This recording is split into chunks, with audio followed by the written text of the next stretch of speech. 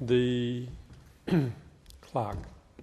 Notice number 2, Classification, Publications, Films and Computer Games Amendment R18+, Computer Games Bill 2012. I call the Minister for Justice.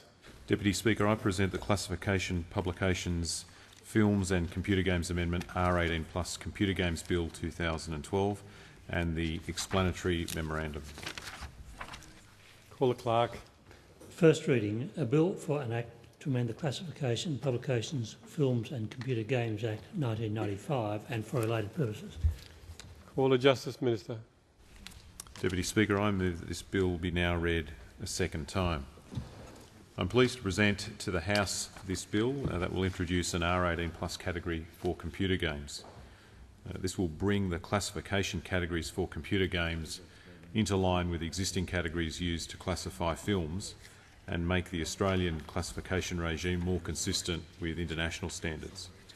The bill amends the Classification, Publications, Films and Computer Games Act 1995 and makes a consequential amendment to Schedule 7 of the Broadcasting Services Act 1992. Deputy Speaker, this reform has been a long time coming. Agreement to introduce an R18+ category has been reached after 10 years of negotiations with states and territories. Over these 10 years, the Australian computer game industry has grown, along with the number of Australian computer gamers. Research that's been conducted by Bond University suggests that 9 in every 10 Australian homes now has a device for playing computer games. The average age of Australian computer gamers is 32, with Australian women making up 47% of computer game players. The Australian gaming industry is forecast to grow at a rate of about 10% a year, with forecasts predicting it will reach $2.5 billion annually by 2015. Mr Deputy Speaker, a lot of Australians are very passionate about this reform.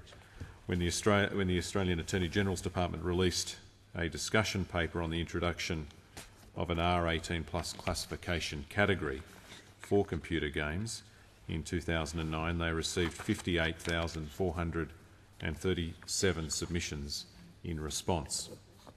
98% of these supported the introduction of an R18+ category.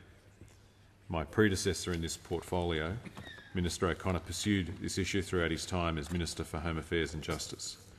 Last year he led the discussion of this issue with State and Territory Attorney-Generals at the Standing Council on Law and Justice.